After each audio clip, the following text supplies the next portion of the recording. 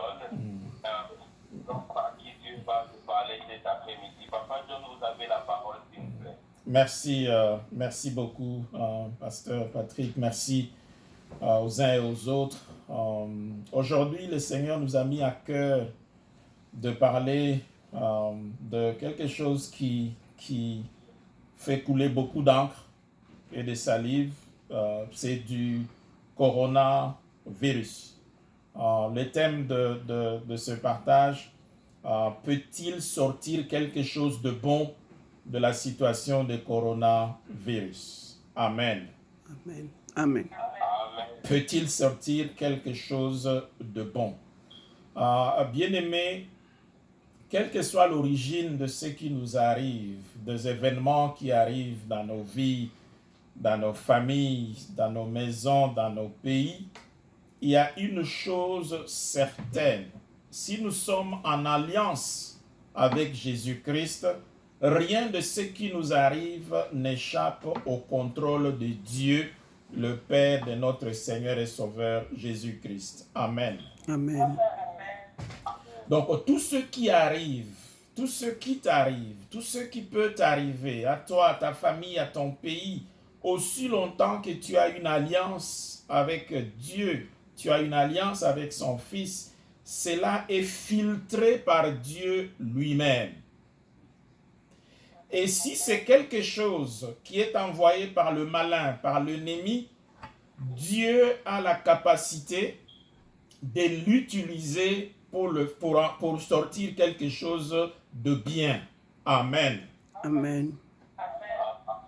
Et c'est pour ça que la Bible dit, n'appelez pas rébellion ce que tout le monde appelle rébellion. N'appelez pas conjuration ce que tout le monde appelle conjuration. Pourquoi? Parce que ce que tout le monde appelle rébellion, ton Dieu a la capacité et l'amour de l'utiliser pour sortir quelque chose de bien pour toi. Amen. Amen. Et ça, c'est extrêmement important à ce moment où les gens sont désemparés. Il y en a qui se posent beaucoup de questions.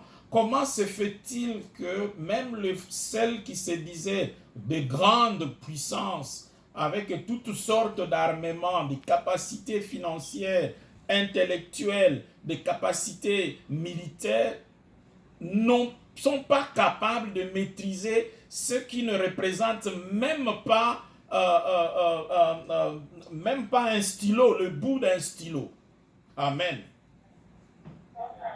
Et si nous regardons très bien, c'est comme si quelque part Dieu veut également nous enseigner un peu d'humilité. Un peu d'humilité. Alléluia. Et donc, lorsque des choses qui amènent la peine, les choses qui amènent le pleur, les choses qui amènent difficulté nous arrivent, nous, en tant qu'enfants de Dieu, nous devons avoir une autre attitude. En fait, nous devons avoir la même lecture que notre Père fait de la situation. Alléluia. Amen. Bien-aimé, Dieu aurait pu garder Joseph hors de la prison. Il aurait pu ne pas permettre à Daniel d'aller dans la fosse aux lions. Il aurait pu empêcher à Jérémie d'être jeté dans une fosse, empêcher Paul de faire naufrage 3 fois et empêcher les compagnons de Daniel d'être jetés dans la fournaise. Mais il ne l'a pas fait. Mais lorsque nous regardons dans chacune de ces expériences, la fin, comme la Bible dit, la fin d'une chose vaut mieux que son commencement. Lorsque les frères de Joseph se mettent ensemble, le haïssent, on ne peut pas, sur le plan purement humain, considérer cela comme étant une bénédiction. Lorsqu'ils décident de les jeter, de les tuer d'abord, et puis de les jeter dans le puits, on ne peut pas, sur le plan purement humain, considérer cela comme une bénédiction. Lorsqu'il arrive dans la maison de Potiphar et par crainte de Dieu, il décide de ne pas aller avec la femme de Potiphar et que celle-ci l'accuse injustement et on le jette en prison, on ne pouvait pas, sous le plan humain, considérer cela comme une bénédiction. Mais lorsqu'il arrive dans le palais royal, dans le palais du Pharaon, et qu'il devient le premier ministre dans un pays étranger, probablement la plus grande puissance de l'époque, ce n'est qu'à ce moment-là que finalement, lorsque nous regardons son parcours, nous disons, dans chaque élément de ce parcours était important pour le faire arriver jusque là où Dieu avait prévu son élévation. Alléluia. Amen. Bien-aimé, Joseph était trop jeune et même si Dieu lui-même était apparu à Jacob et lui avait dit, je veux que ton fils aille en Égypte, je ne suis pas sûr que Jacob allait accepter. Et donc Dieu, dans sa sagesse infinie, utilise la haine de ses frères pour donner à Jacob un moyen de transport pour aller en Égypte. Alléluia.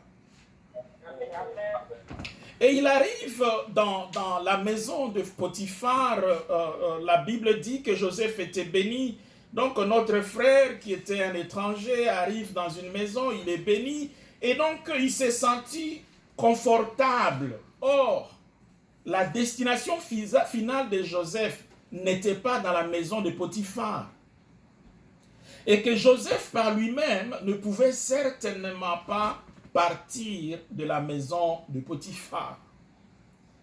Dieu, dans sa sagesse, utilise la femme de Potiphar pour faire déplacer Joseph de ce qui était uniquement une transition, une étape dans son destin vers son destin final. Et donc ce qui, du point de vue humain, apparaît comme une injustice, en fait, du point de vue de Dieu, c'était aider Joseph de continuer au-delà de la maison de Potiphar. Et Joseph arrive en prison. Certains d'entre nous, on serait dit, mais où était Dieu lorsque on a jeté Joseph en prison? Parce que vous vous rappelez, c'est parce qu'il craignait Dieu, qu'il n'a pas voulu aller avec la femme de Potiphar, qu'il se retrouve en prison. Comment Dieu peut-il permettre une telle injustice? Mais en fait, c'est en prison que Dieu avait placé un rendez-vous pour la destinée de Joseph. C'est en prison qu'il a rencontré ceux qui l'ont amené à la maison royale. Amen. Donc, dans le contexte de ce Covid-19, le coronavirus, nous allons réexaminer quelque peu ces fameux textes que nous récitons souvent de Paul dans le livre de Romains, chapitre 8, versets 28 à 29. La Bible dit, « Nous savons en outre que Dieu fait concourir toutes choses au bien de ceux qu'il aime, de ceux qui ont été appelés conformément au plan divin. En effet, ceux que Dieu a connus d'avance, il les a aussi destinés d'avance à devenir conformes à l'image de son Fils, afin que celui-ci soit l'aîné de nombreux frères et sœurs. Amen. Amen. Nous allons essayer de décomposer un peu ces textes en deux morceaux faciles à digérer. La première portion de ce texte, c'est « Nous savons ». Alléluia. Paul dit « Nous savons ». Il est convaincu. Il dit « Nous savons ». C'est pas que nous ne sommes pas ignorants de ceci. Bien-aimés, pendant ces périodes ici que nous traversons, où il y a beaucoup d'incertitudes, beaucoup de questions, il est bon que chacun de nous, ceux qui s'appellent enfants de Dieu, que nous puissions savoir, que nous ayons des choses, des fondements, des fondations sur lesquelles nous sommes assis, de telle sorte que ce vent ici de corona ou des choses qui viennent avec ne puisse pas nous déraciner. De telle sorte que notre espoir pendant ce moment n'est pas basé sur ce qu'on appelle des pensées positives. Non, il faut simplement avoir une pensée positive. Il faut simplement être optimiste. Non, bien-aimé.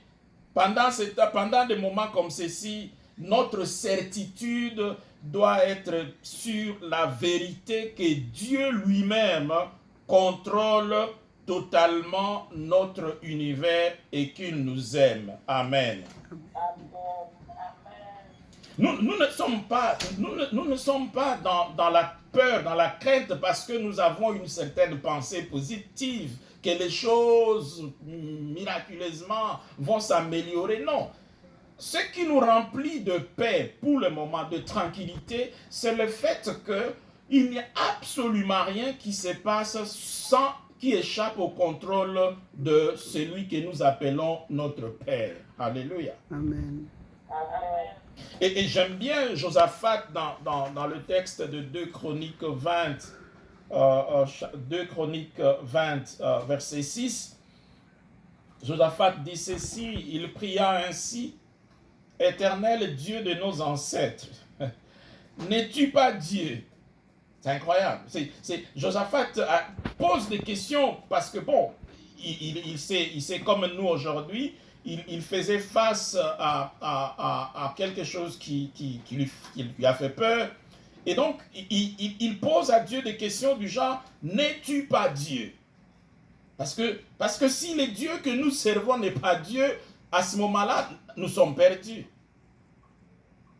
Habitant dans le ciel, n'est-ce pas toi qui domines sur tous les royaumes de peuple? Tu disposes de force et de puissance et nul ne peut te résister. En fait, Josaphat, il n'espérait vraiment pas avoir de réponse de Dieu, mais il voulait se rassurer lui-même que le Dieu qu'il sert, il était réellement Dieu, qu'il contrôlait le ciel, il contrôlait la terre et les royaumes de peuple, il disposait de force et de puissance et que nul ne pouvait le résister. Amen. Amen. Et vous vous rappelez, on ne va pas lire tout le chapitre, à la fin, parce que lorsque tu poses cette question à Dieu, il se sent obligé de se manifester, comme quelqu'un dirait. Et dans sa réponse à Josaphat, au bout de ce chapitre, qu'est-ce qu'il dit? Il dit que dans cette affaire, vous n'aurez pas à combattre. Alléluia. Donc, lorsque nous reconnaissons la seigneurie de Dieu, lorsque nous reconnaissons la suprématie de Dieu, aussi bien dans le ciel que sur la terre, lorsque nous reconnaissons que c'est à lui qu'appartiennent la force et la puissance et qu'il n'y a nul d'autre qui peut le résister, bien aimé, c'est à ce moment-là qu'il nous dit, dans cette affaire ici, vous n'aurez pas à combattre.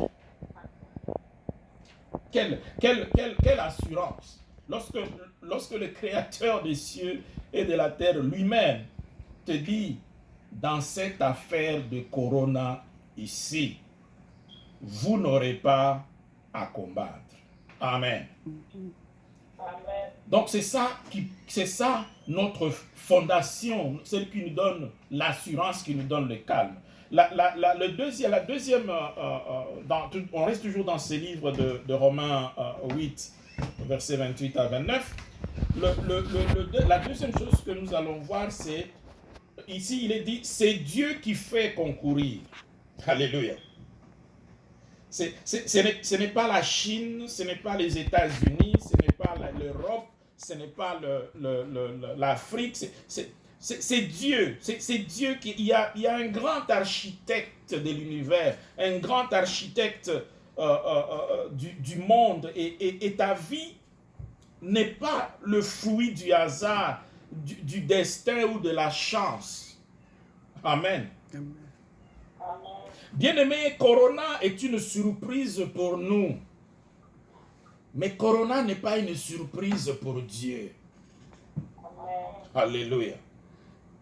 Et ça doit nous rassurer que celui que nous appelons Dieu, que celui que nous appelons notre Père, n'est pas surpris par ce qui nous arrive, n'est pas surpris par la tempête qui s'élève. Vous vous rappelez de l'épisode du Seigneur avec les disciples qui traversaient le lac? Une tempête, il leur dit avant de traverser, allons à l'autre bord. Quelqu'un a dit, mais il aurait pu leur dire qu'entre les deux bords, il y avait une tempête. Ce n'était pas nécessaire. Pourquoi? Parce que tempête ou pas tempête, Dieu a dit, allons à l'autre bord. Alléluia. Amen. En 2020, bien-aimé, ce que Dieu t'a promis, Corona ou pas Corona, Dieu le fera. Amen. Parce que Dieu n'est pas surpris par Corona. Et j'aime bien ce que Albert Einstein dit. Il dit, Dieu ne joue pas au dé avec l'univers.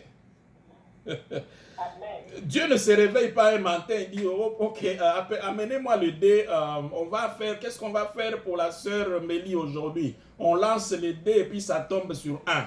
On va la faire avancer d'une case. Non! Alléluia.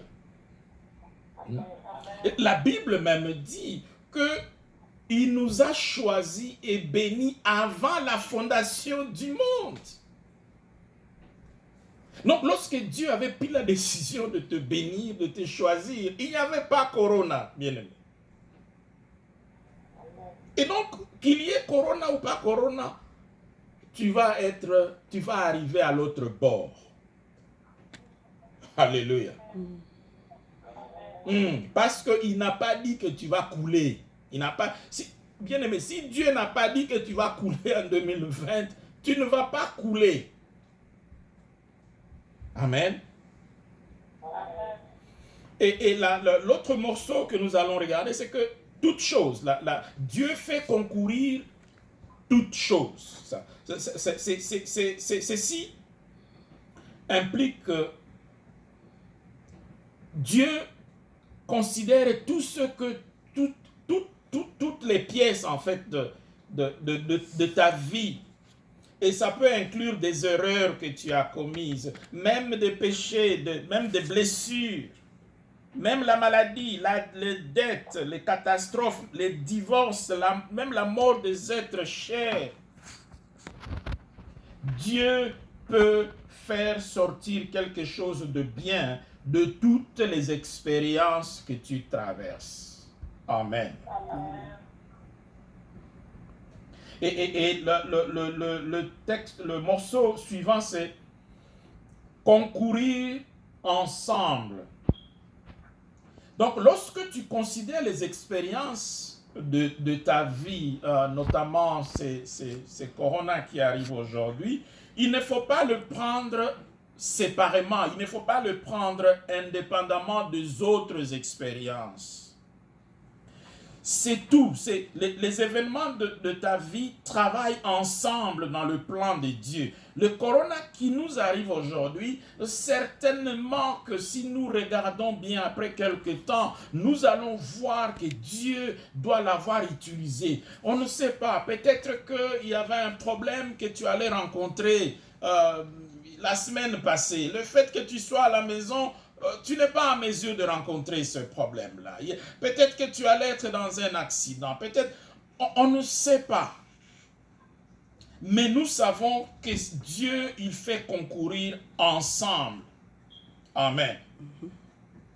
Mon exemple favori a toujours été la préparation d'un gâteau qui nécessite l'utilisation de plusieurs ingrédients. il y a de la farine, il y a du sel, les œufs crus, du sucre, de l'huile.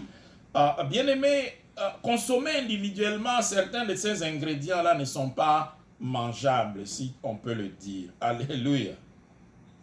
Il y en a qui sont aigres, il y en a qui sont amers, il y en a qu'on ne peut simplement pas manger.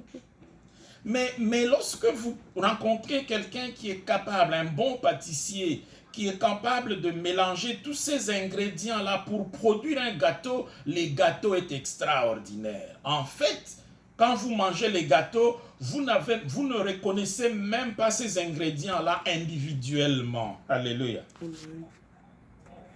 Et il n'y a pas un meilleur pâtissier que celui que tu appelles ton Père. Amen. Amen. Et l'autre morceau, c'est au bien. Donc, Dieu fait concourir toutes ces choses ensemble au bien. Ça ne veut pas dire que tout ce qui se passe dans nos vies est bon. Hein. Corona, visiblement, a beaucoup de faits négatifs. Et c'est compréhensible. Mais ce que Paul veut dire ici, c'est que Dieu est spécialisé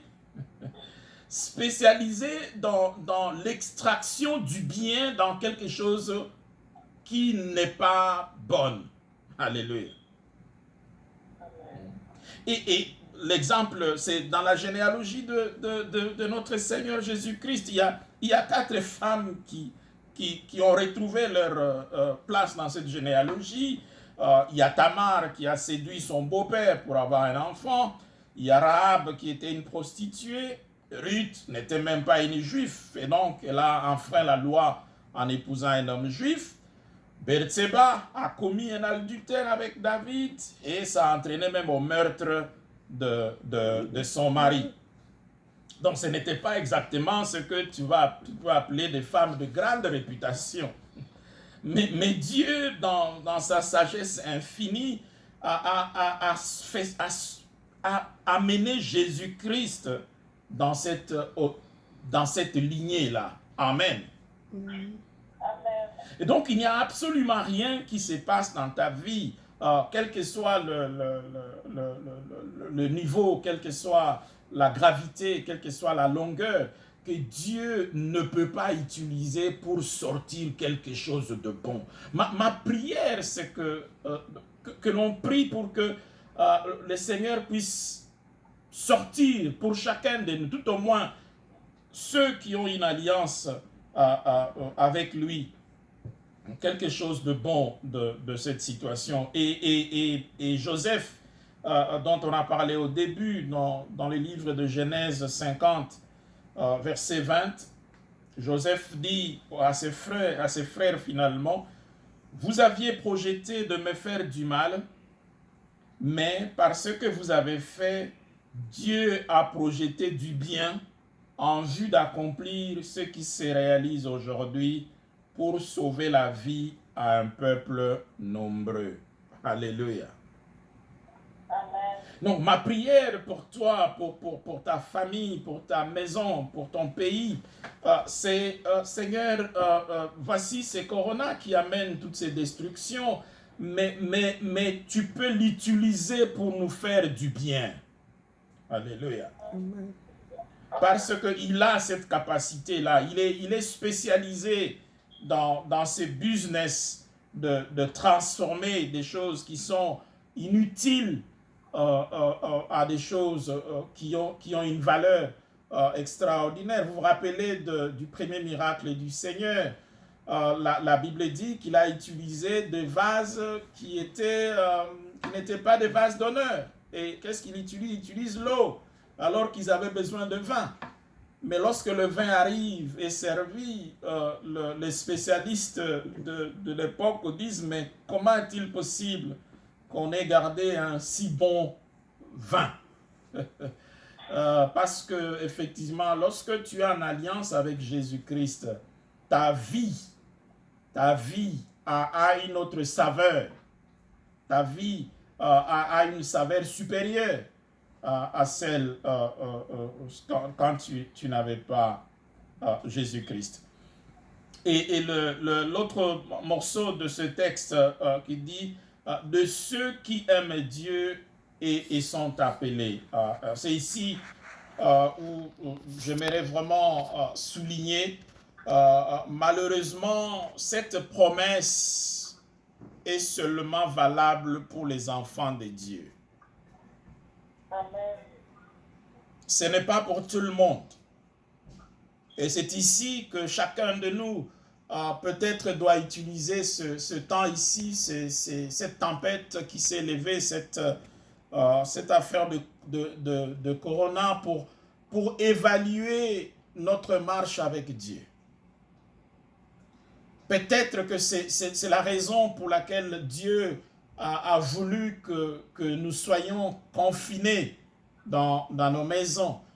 Parce que la marche avec Dieu n'a rien à voir avec la attendance, la présence à l'église.